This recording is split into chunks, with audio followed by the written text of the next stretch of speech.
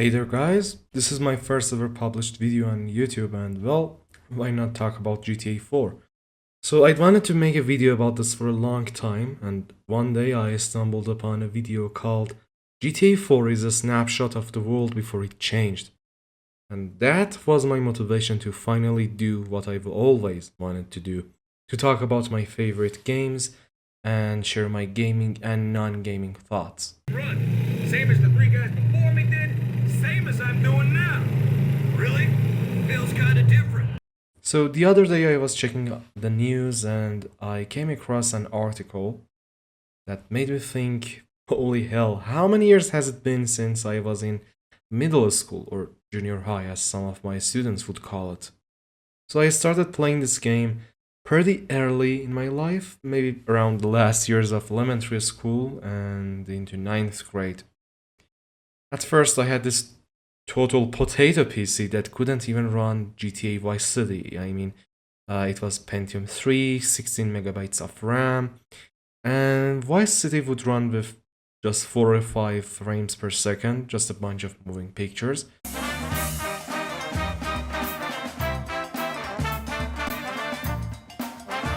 So when I got into middle school, my dad and we finally bought a new computer with Pentium E5300, 2 gigabytes of single channel RAM, DDR2, and NVIDIA 9400 GT, the 1 gigabyte model. And I got the game too, but it required Windows XP Service Pack 3 to run, and I only had Service Pack 2. So I nagged my father to death until he finally agreed to ask the retailer to upgrade the Windows. It took a few days, and eventually instead of a normal update, I ended up with Windows Diamond. Oh.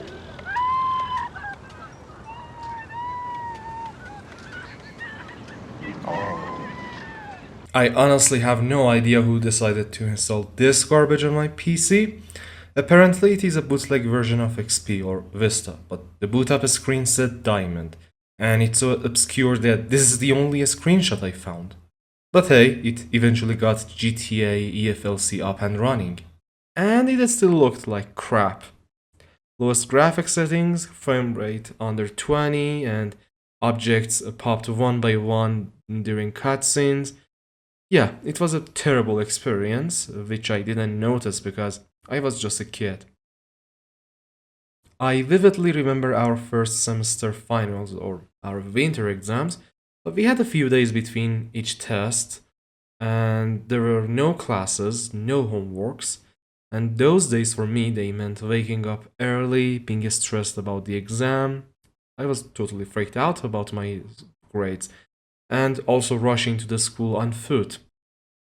So the whole city was so foggy that now that I think about it, it feels like I was walking through Silent Hill. And you know what? Those semi-attractive high school girls I saw each morning, they were probably the mannequins of the game. So anyways, when I got back home, the cold had already sunk into my bones and into the soles of my feet. Then, right then, I would boot up GTA 4 episodes from Liberty City with these two fine gentlemen.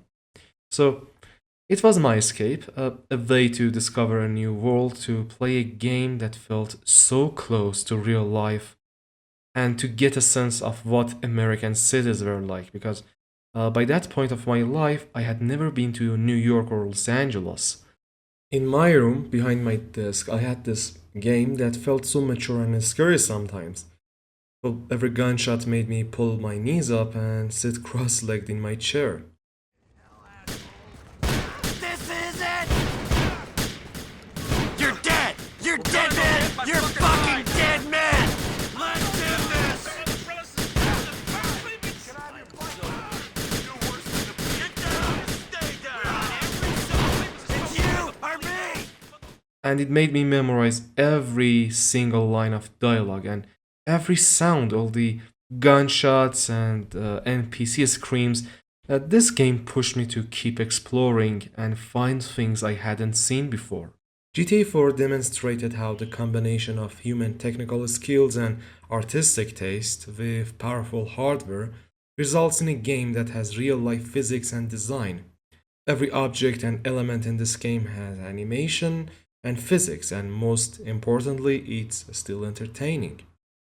Sure, there are some noticeable flaws in level design and customization, but GTA 4 is the game of the future, and it was beaten only by Rockstar's future games like GTA 5 and Red Dead Redemption 2. Interestingly, the in game weather and the way Johnny and Lewis reacted to the rain and storms felt strangely alive to me. Well, it was cold and rainy outside my house too, so I could almost feel how cold these guys must have been. Another point that I'd like to make is that, well, in some ways, life really did feel much more simpler. GTA 4 acts like a time capsule that reminds you how the world and society looked and operated 1 or 2 decades before. Yeah, sure, it exaggerates things and leans into satire, but you get my point. Back then, the economy didn't have this kind of grim outlook. There was no social media, and if it existed at all, it was just for the sake of communication, not for constantly checking the lives and dramas of people who are not even remotely close to you. The internet, it felt like a virtual uncharted universe that opened up endless possibilities instead of this honey trap where everyone's a vlogger or an influencer.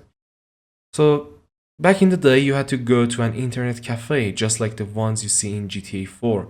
And even if you had internet at home, you had to deal with long phone cables and that goddamn dial up sound.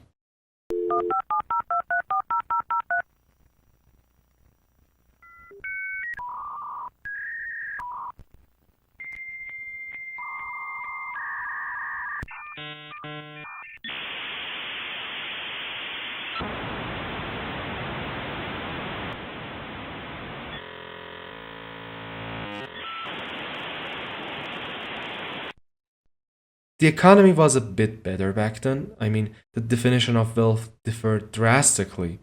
And you can still see it in GTA 4 through what Roman says as dialogues and through the way that Nico climbs the chain of organized crime, unlocking new and better safe houses and outfits.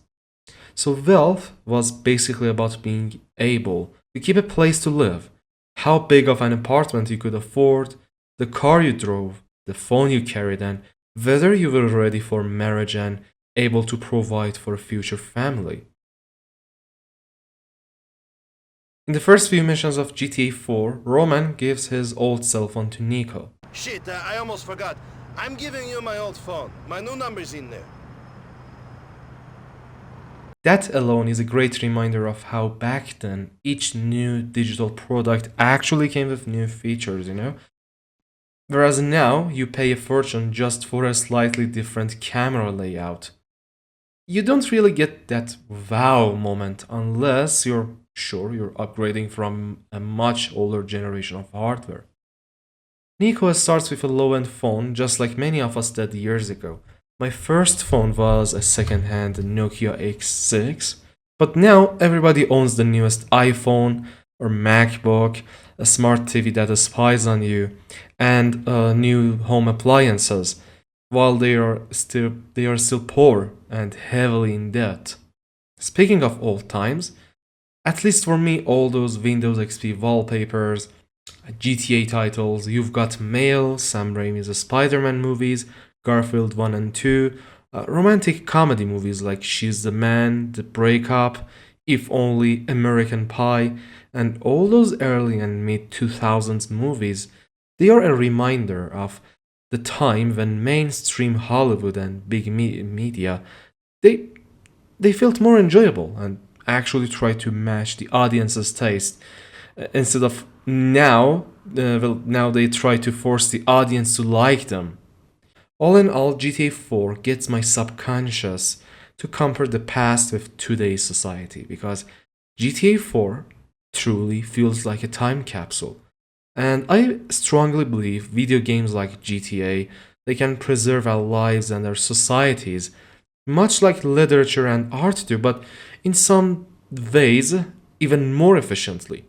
Because with literature, you can only access the spoken language on the page, whereas with video games, you're immersed in a believable simulation of a world.